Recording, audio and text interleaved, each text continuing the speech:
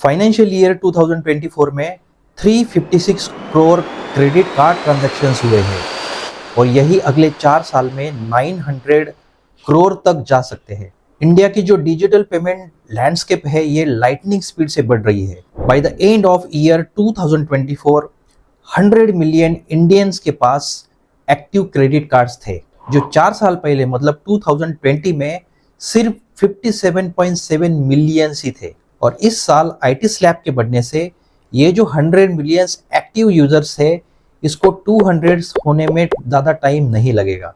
तो इंडिया में digital transactions का जो ट्रेंड जितनी इम्प्रेसिवली बढ़ रहा है उतना ही ड्रास्टिकली ऑनलाइन फाइनेंशियल फ्रॉड्स बढ़ रहे हैं। फाइनेंशियल ईयर 2023 में जो ऑनलाइन ट्रांजैक्शंस के फ्रॉड हुए ये 75,800 थे। यही online transaction frauds last financial year में बढ़ के 2,92,800 तक गए and the money lost increase from 421 crore from financial year 2023 to 2,054 crore by the end of financial year 2024। High chances है कि आप भी क्रेडिट कार्ड यूज करते होंगे, तो ये वीडियो आपके लिए ही बनाया है, तो इस वीडियो को एंड तक पूरा देखना। सबको मेरा प्रणाम and welcome back to profiting with Naresh. क्या आपने कभी ये सोचा है कि क्रेडिट कार्ड कहीं पे भी स्वाइप करने से पहले आपका जो ट्रांजैक्शन है ये सेफ हो सकता है? गलती से भी अगर आपने फ्रॉड वेबसाइट पे क्रेडिट कार्ड यूज कर लिया तो हाई चांसेस है कि आपके क्रेडिट कार्ड की सेंसिटिव डिटेल्स फ्रॉडस्टर के पास गई हो। मैं अपना खुद का एक रिसेंट एक्सपीरियंस शेयर करता हूँ। मैंने कुछ साल पहले इस्कॉन को कुछ अमाउंट डोनेट किया था। इस साल भी मैंने सोचा कि कुछ अमाउंट मैं इस्कॉन को डोनेट कर दूं।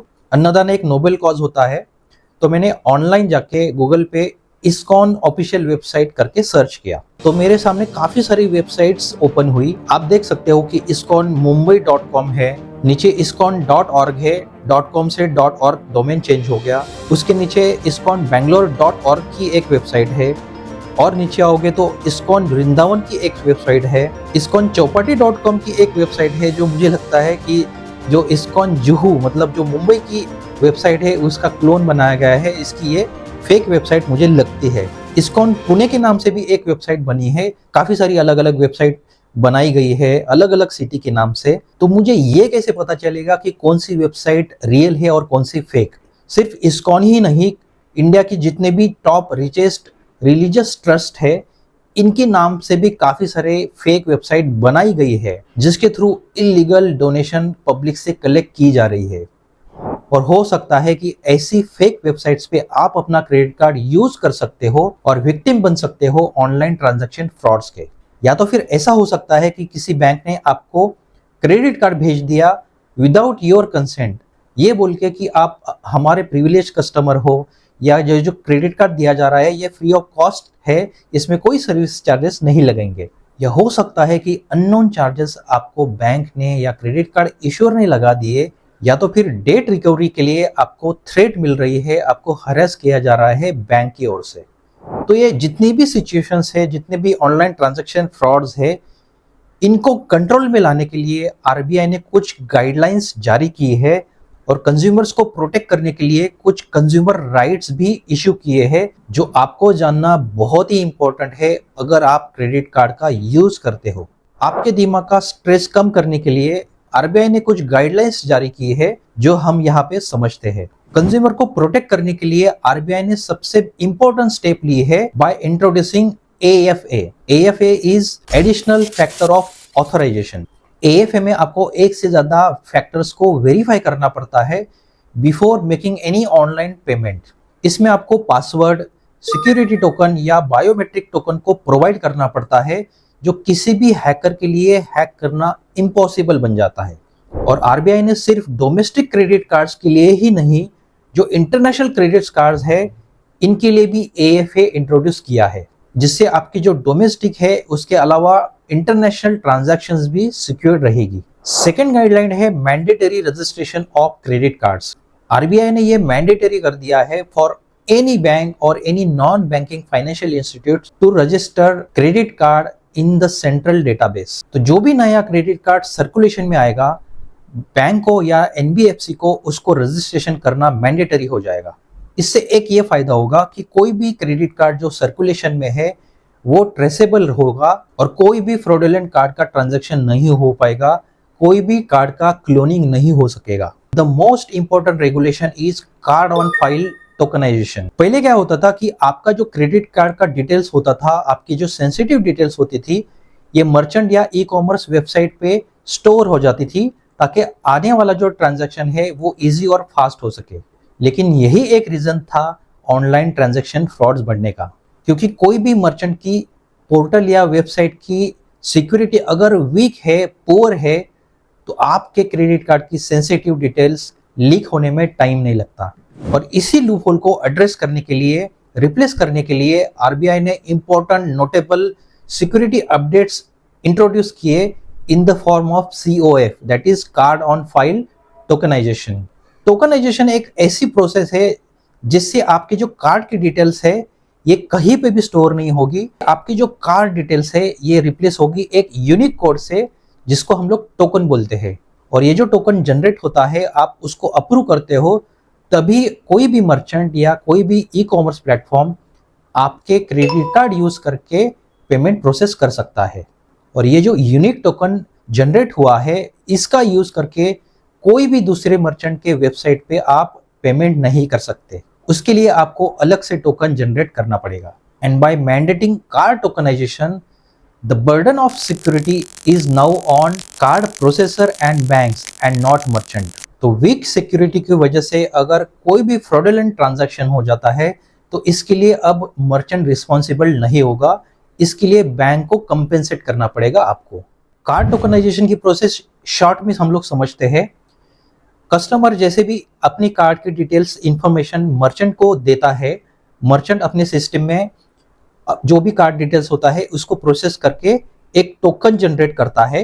ये एक यूनिक कोड होता है जिसको टोकन बोला जाता है। ये टोकन यूजर्स के पास आता है, कस्टमर के पास आता है, और वो कस्टमर उस टोकन को अप्रूव करता है। और ये जो टोकन बना हुआ है ये रिप्लेस करेगा आपके कार्ड के डिटेल्स को।